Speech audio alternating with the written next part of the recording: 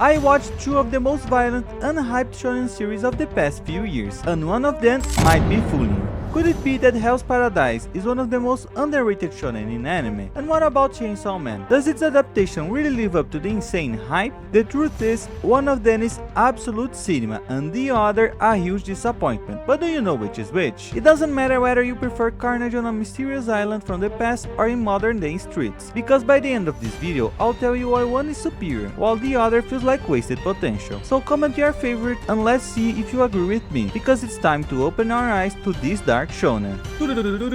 Seibaa! The duel between these two guarantees a bloodbath, but before it begins, let's look at how each anime starts. Hell's Paradise tells the story of a ninja sentenced to death who's sent to a mysterious island alongside other criminals. There, they must find the elixir of life in exchange for a pardon from the government, and they're accompanied by executioners to keep them in check. Details that barely affect the protagonist, since he only wants the pardon to see his wife again. Is he the most romantic ninja in anime, or just another fictional simp? Meanwhile, Chainsaw Man explores the life of a young man drowning in debt to the Yakuza. He hunts devils with his dog, but everything ends up abruptly when he's brutally killed by his creditors. And the most shocking part of it all, it's not even that he merges with his dog to become the Chainsaw Man and slice everyone up. It's more like the revelation that those funny minigames from the Yakuza series were just a bunch of lies. From that point on, he becomes a woman's pet and starts hunting devils for public safety. All he wants in return is a comfortable home, good food, and the chance to hunk some boobs. Is he the most romantic devil hunter in anime, or just another fictional simp? That was a rhetorical question. And that's why we need to know the similarities and differences between the characters in these stories. But before we talk about the individuals, it's important to understand the worlds they inhabit. The ninja anime takes place in an era of swords and samurai, but what really stands out is the island called Paradise, a place of deadly beauty thanks to its mix of colorful vegetation with bizarre creatures, elements that blend with foreign religions to create a mysterious and original atmosphere. The same can't really be said about Chainsaw Man, which takes place in modern times and presents devils and their hunters as the main distinguishing feature of its universe. But that alone is enough to create a simple and effective power system. Here, each devil is born from humanity's fears. The greater the fear, the more powerful the devil. That means the gun devil is the big bad right now. But let's hope the boob one never appears, or else Denji switching sides in a heartbeat. The point is, humans can form contracts with devils to gain their powers, as long as they give something in return. The more you give,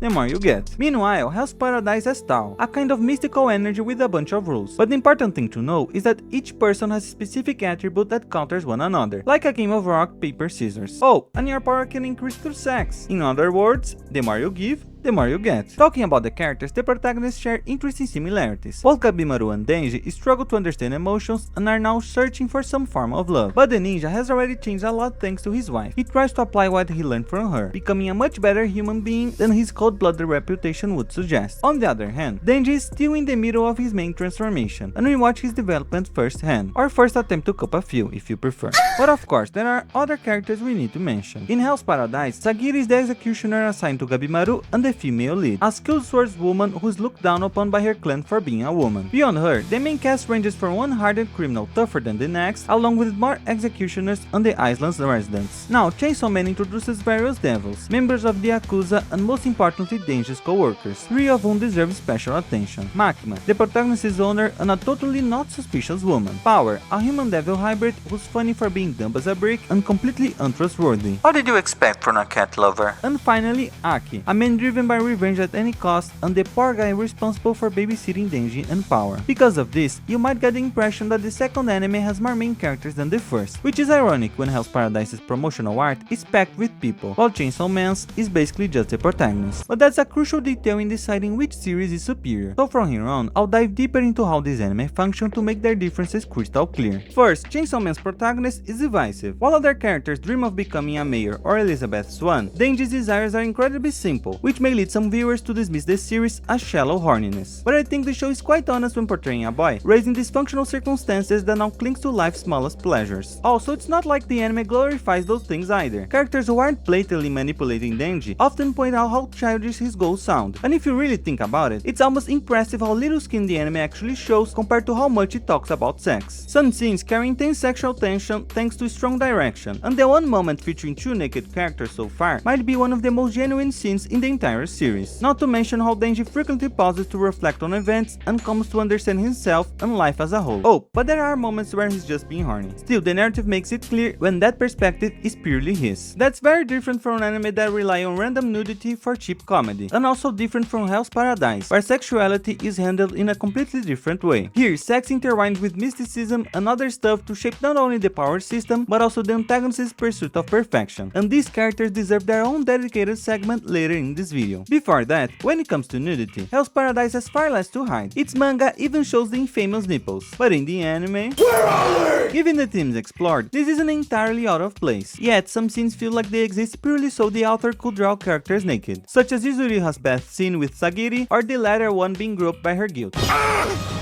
It should have been me! Jokes aside, these are minor problems, but they can be decisive in close battles, which brings us back to the protagonist. Despite enjoying both, while Denji offers some honesty and introspection, Gabimaru feels like a traditional archetype with a different flavor thanks to his wife. It's compelling to watch him apply what he learned from her, but without that element, he's somewhat generic, the overpowered, emotional warrior who needs no one and blah blah blah. On the bright side, that phase doesn't last long, but on the downside, that phase doesn't last long. It's a conflict that comes and goes with surprising speed, which highlights a potential weakness in the show's pacing. This story embraces fast pacing, packed with constant fights to keep viewers hooked, but that approach comes at a cost, from limited time to connect with characters to occasionally convenient resolutions. For example, the ninja in the show trained for years to master their techniques, yet others seem capable of learning them after a simple lecture. Apparently, everyone turned to Kakashi overnight. That's why I find it amusing to describe Chainsaw Man as fast-paced. It also moves quickly, but takes advantage of the smaller cast to let scenes breathe, which amplifies the emotional weight of its biggest moments. With that in mind, I also need to tell you about the world building and power system these two series present. On one side, a more original setting, a mysterious island whose visuals constantly hint at hidden secrets. On the other, we get devils, which aren't exactly a groundbreaking concept. But while Chainsaw Man gradually builds its mythology and tightly connects it to the characters' motivations, Hell's Paradise has a few slow-paced moments that are filled with exposition dumps and can feel exhausting to sit through, something that even affects the fights. Thankfully, it doesn't affect your ability to leave a like on this video, so go ahead and subscribe to the channel and hype the video too. Anyway, even if Chainsaw Man's art style isn't exactly unique, its visual storytelling is better, which is incredibly important for the cast. Through subtle gestures and contradictory behavior, we get characters who feel more believable, even when they clearly have a few screws loose, alongside that signature weirdness typical of Chainsaw Man's author. Besides that, it also feels like we spend more time with them, seeing them in a wider variety of situations, which reinforces the sense that this show has multiple main characters. By contrast, Hell's Paradise's cast and interactions make sense, but many characters feel disposable, and some are far less inspired than others. Perhaps the best example is Genji. No, not that one. I mean the Genji from the first season. All he really does is spill nonsense at Sagiri, get beaten up, and becomes slightly less sexist before dying. He's a completely one-dimensional narrative device. And that brings me to the antagonist. Once again, I think their designs are excellent, and I appreciate how clearly defined the island's hierarchy is, from basic creatures to mini-bosses to major threats. The issue is that despite interesting concepts, these superior beings talk far too much and practically hand the protagonist clues on how to defeat them. They feel like video game NPCs.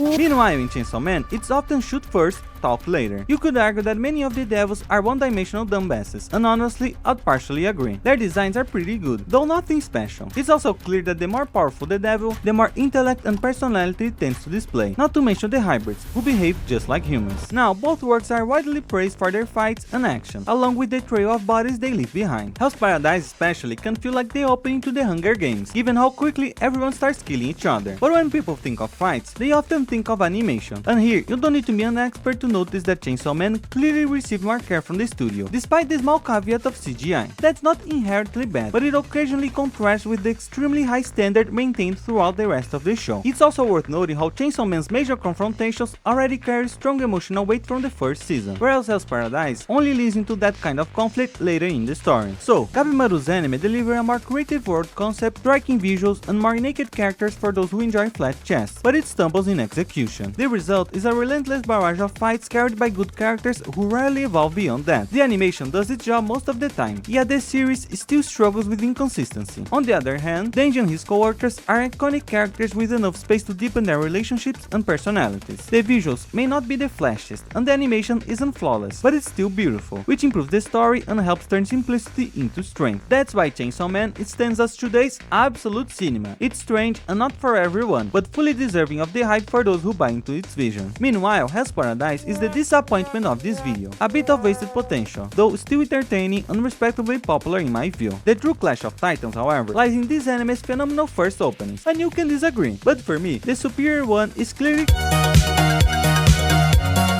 If you enjoyed the video, don't forget to like and subscribe so you don't miss more content. With that said, thank you so much for watching, I'm Sid from the Seibaa TV channel, and I'll see you in the next video.